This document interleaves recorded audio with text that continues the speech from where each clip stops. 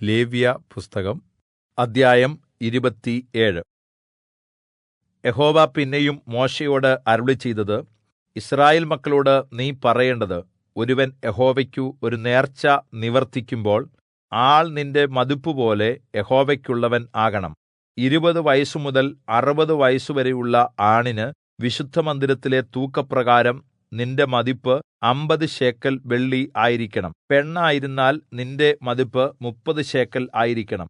5 വയസ്സുമുതൽ 20 വയസ്സുവരെ എങ്കിൽ നിന്റെ മതിപ്പ് ആണിന് 20 ശേക്കെലും പെണ്ണിന് 10 ശേക്കെലും ആയിരിക്കണം. 1 മാസം മുതൽ 5 വയസ്സുവരെ ഉള്ളതായാൽ നിന്റെ മതിപ്പ് ആണിന് 5 ശേക്കെൽ വെള്ളിയും പെണ്ണിന് 3 ശേക്കെൽ വെള്ളിയും ആയിരിക്കണം.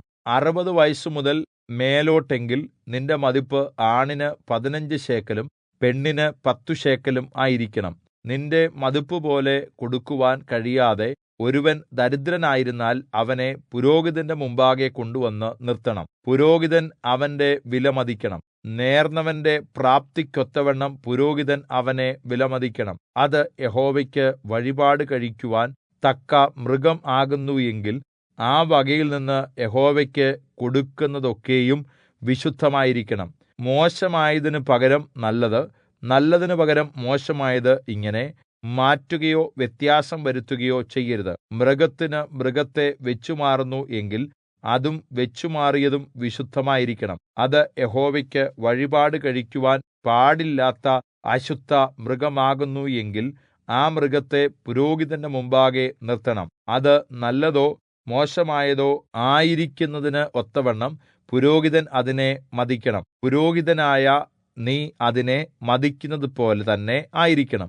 അതിനെ വീണ്ടെടുക്കുന്നു എങ്കിൽ നീ മതിച്ച തുകയോട് 1/5 കൂട്ടണം. ഒരുവൻ തന്റെ വീട് യഹോവയ്ക്ക് വിശുദ്ധമായിരിക്കേണ്ടതിന് വിശുദ്ധീകരിച്ചാൽ അത് നല്ലതെങ്കിലും മോശമായതെങ്കിലും പുരോഹിതൻ അത് മതിക്കണം. പുരോഹിതൻ മതിക്കുന്നതുപോലെ തന്നെ അത് ആയിരിക്കണം. തന്റെ വീട് വിശുദ്ധീകരിച്ചാൽ അത് വീണ്ടെടുക്കുന്നെങ്കിൽ അവൻ നിന്റെ മതിപ്പുവിലയുടെ 1/5 അതിനോട് കൂട്ടണം. എന്നാൽ അത് അവനുള്ളതാകും.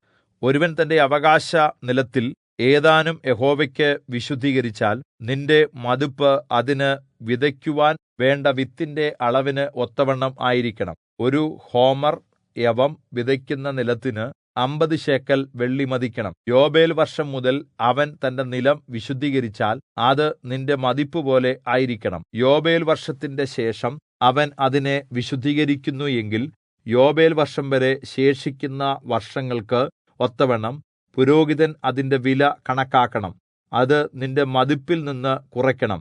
നിലം വിശുദ്ധീകരിച്ചവൻ അത് വീണ്ടെടുക്കുന്നെങ്കിൽ അവൻ നിന്റെ മതിപ്പുവിലയുടെ 1/5 അതിനോട് കൂട്ടണം. എന്നാൽ അത് അവന് സ്ഥിരമായിരിക്കും. അവൻ നിലം വീണ്ടെടുക്കാതെ മറ്റൊരുത്തന് വിറ്റു എങ്കിൽ പിന്നെ അത് വീണ്ടെടുത്തുകൂടാ. ആ നിലം യോബേൽ വർഷത്തിൽ ഒഴിഞ്ഞുകൊടുക്കുമ്പോൾ സമർപ്പിത ഭൂമി പോലെ യഹോവയ്ക്ക് വിശുദ്ധമായിരിക്കണം. അതിന്റെ അനുഭവം പുരോഹിതന് ഇരിക്കണം. തന്റെ അവകാശ നിലങ്ങളിൽ ഉൾപ്പെടാതെ സ്വയം വാങ്ങിയ ഒരു നിലം ഒരുവൻ യഹോവയ്ക്ക് ശുദ്ധീകരിച്ചാൽ പുരോഹിതൻ യോബേൽ വർഷം വരെ മതിപ്പുവില കണക്കാക്കണം. നിന്റെ മതിപ്പുവില അവൻ അന്ന് തന്നെ യഹോവയ്ക്ക് വിശുദ്ധമായി കൊടുക്കണം. ആ നിലം മുന്നുടമസ്ഥന് യോബേൽ വർഷത്തിൽ തിരികെ ചേരണം. നിന്റെ മതിപ്പൊക്കെയും ശേക്കെലിന് 20 ഗേരാ വെച്ച് വിശുദ്ധമന്ദിരത്തിലെ തൂക്കപ്രകാരം ആയിരിക്കണം. കടിഞ്ഞൂൽ പിറവിയാൽ യഹോവയ്ക്ക് ഉള്ളതായ മൃഗത്തെ മാത്രം ആരും വിശുദ്ധീകരിക്കരുത്.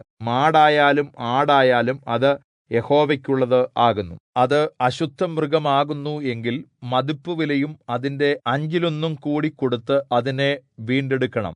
വീണ്ടെടുക്കുന്നില്ലെങ്കിൽ നിന്റെ മതിപ്പുവിലയ്ക്ക് അതിനെ വിൽക്കണം. എന്നാൽ ഒരുവൻ തനിക്കുള്ള ആൾ, മൃഗം, അവകാശനിലം മുതലായി യഹോവയ്ക്ക് കൊടുക്കുന്ന യാതൊരു സമർപ്പിത വസ്തുവും വിൽക്കുകയോ വീണ്ടെടുക്കുകയോ ചെയ്തുകൂടാ.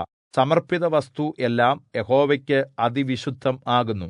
മനുഷ്യവർഗ്ഗത്തിൽ നിന്നു സമർപ്പിത വസ്തുവായി കൊടുക്കുന്ന ആരെയും വീണ്ടെടുക്കാതെ കൊന്നുകളയണം. നിലത്തിലെ വിത്തിലും വൃക്ഷത്തിന്റെ ഫലത്തിലും ദേശത്തിലെ ദശാംശം സകലവും യഹോവയ്ക്കുള്ളത് ആകുന്നു. അത് യഹോവയ്ക്ക് വിശുദ്ധം. ഒരുവൻ തന്റെ ദശാംശത്തിൽ ഏതാനും വീണ്ടെടുക്കുന്നു എങ്കിൽ അതിനോട് 1/5 കൂടി ചേർത്ത് കൊടുക്കണം. മാടാകട്ടെ ആടാകട്ടെ കോലിൻ കീഴെ കടന്നുപോകുന്ന എല്ലാറ്റിലും പത്തിലൊന്ന് യഹോവയ്ക്ക് വിശുദ്ധമായിരിക്കണം. അത് നല്ലതോ മോശമായതോ എന്നു ശോധന ചെയ്യരുത്.